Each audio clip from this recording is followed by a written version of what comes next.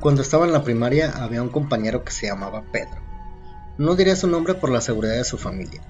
Pedro iba conmigo desde el primer año de primaria hasta tercero, cuando falleció. Después de estar enfermo casi 4 meses, era un niño con sobrepeso y muchos niños se burlaban de su físico. No era mi amigo, pero yo sentía un poco de empatía con él, ya que tampoco tenía muchos amigos. Nunca fui popular ni muy social. Casi a finales del segundo año me decía que su vecina era una bruja y que le tenía mucho miedo a que les hiciera algo a él o a su familia. Al final, la señora resultó que sí, en verdad era una bruja y desapareció como tal. Cuando inició el tercer año de primaria, yo veía que Pedro había bajado un poco de peso. Bueno, fueron 2 meses de vacaciones y muchos niños se van de vacaciones, pero algunos se quedan a trabajar para ayudar a sus papás, ya sea con las labores de la casa o alguno de los trabajos para generar más ingresos y ayudar así económicamente a la familia. Este era el caso de Pedro. Algunos niños comentaban que sus padres eran unos abusones por ponerlos a trabajar tan chico. Es solo un niño, decían. En una ocasión se acercó a mí, fue un poco antes del desfile de la Independencia de México, y me dijo que no, su vecina no era para nada una bruja. Ahora eran amigos, y que de hecho trabajando con ella para ayudarle a sus papás con los gastos de la casa, incluso me está ayudando con mi peso, dijo Pedro mientras se tocaba la panza con ambas manos, dando unos golpes suaves como si de un tambor se tratara. Pasó el desfile de la Independencia, luego los bailables por la Revolución y ahora Pedro se veía más delgado. Incluso dos niñas, Yolanda y Claudia, las más populares de tercer año, se pelearon porque ambas querían ser acompañantes de Pedro en el tradicional baile. En esa ocasión habían elegido la segunda de Rosales para bailar. Para cuando llegó diciembre y sus posadas, Pedro tenía un físico más que delgado. Ahora se veía más cansado, siempre con ojeras. Parecía que estaba trabajando mucho o quizá había empezado a meneársela y se había convertido en un acto. Su madre había empezado a preocuparse y le prohibió seguir trabajando con Elizabeth, la bruja de la tercera, como ya algunos niños en la primaria solíamos llamar. Pero Pedro se negaba a dejar de trabajar con ella. Decían que tenía que ayudarlos y que desde que ella le preparaba el desayuno y la cena, se sentía mejor con su cuerpo. No quiero comer esa comida chatarra que siempre comía contigo, le decía Pedro a su madre, ya que como ambos padres trabajaban, siempre dejaban dinero para que los hermanos mayores compraran gorditas o burritos para el desayuno, y pizza o hamburguesas para la cena. Ahora estoy comiendo bien, me siento mejor y con las vitaminas que Lisa me da, ahora me siento con más energía. Y tenía razón, mientras sus hermanos seguían con problemas de sobrepeso, Pedro pasó de ser un comelonches a ser un carita, al menos en 3 meses. Pero ahora para diciembre su aspecto maciliento le quitaba ese título de carita. Para el intercambio de regalos por el Día del Amor y la Amistad, las niñas del grupo no sabían cómo dejarlo fuera, ya que ahora tenía un aspecto cadavérico. Es impresionante qué tan crueles pueden ser los niños a esa edad, pero no hubo necesidad de dejarlo fuera, ya que a principios de febrero dejó de asistir a clases, ya que no tenía fuerzas para levantarse de la cama.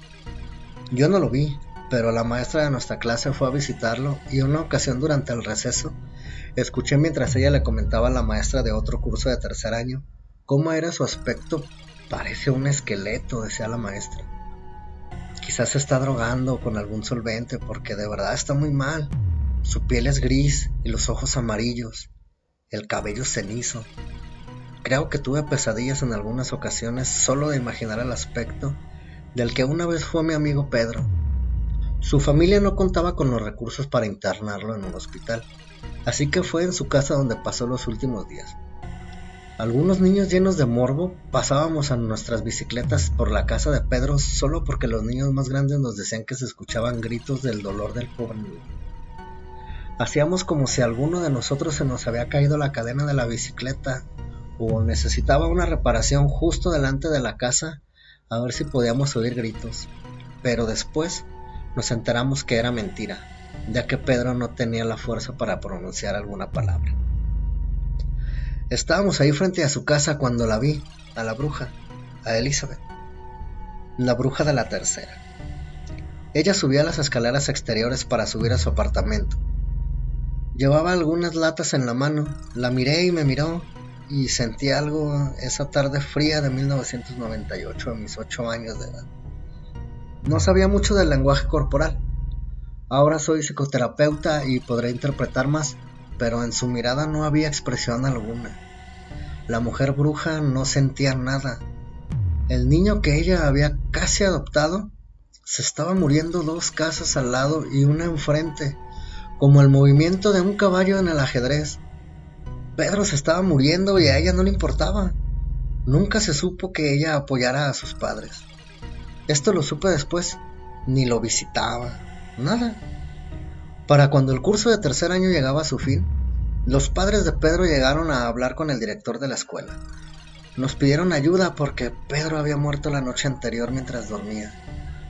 Esa misma noche, la bruja desapareció como cualquier bruja lo haría. La autopsia del niño reveló que durante algún tiempo había sido envenenado, pero como sus padres nunca lo llevaron a un doctor, quizá por miedo a las preguntas que pudieran hacer o quizá solo porque no tenían los recursos económicos para hacerlo. No sé, nunca lo supieron. La bruja se fue de esa casa y ya nunca se supo más de ella. Aunque no era una bruja como la conocemos en las películas o cuentos, los niños de mi barrio siempre le tendrán miedo a la bruja que asesinó a un niño inocente. Historia 2. La familia de mi madre vive en un pueblo, corregimiento, alejado de la sociedad. Cuando era un niño de 10, 12 años me fui de vacaciones a la casa de mis abuelos. Un día cualquiera estaba muy cansado de jugar y me fui a dormir temprano, tipo 5:30 de la noche. Resulta que por acostarme tan temprano, mi reloj biológico me obligó a despertar temprano también. Un tipo 4:30 de la mañana. Aún no había ninguna luz y decidí ir a la estancia a mirar la hora, que ya era el único reloj de la casa. Cuando salí del cuarto, miré hacia el gallinero y todo lo vi normal. Cuando volteé a mirar el reloj, sentí un fuerte estruendo y volteé de inmediato. Una sombra de dimensiones exageradas y con forma de ave salió disparada al cielo. Me encerré, obviamente aterrado. Al día siguiente le hablé a mis abuelos de lo ocurrido y con una tranquilidad inusual me dijeron: es una bruja de por acá.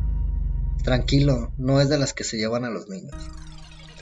Pasaron fácilmente 4 años para que yo volviera a ir.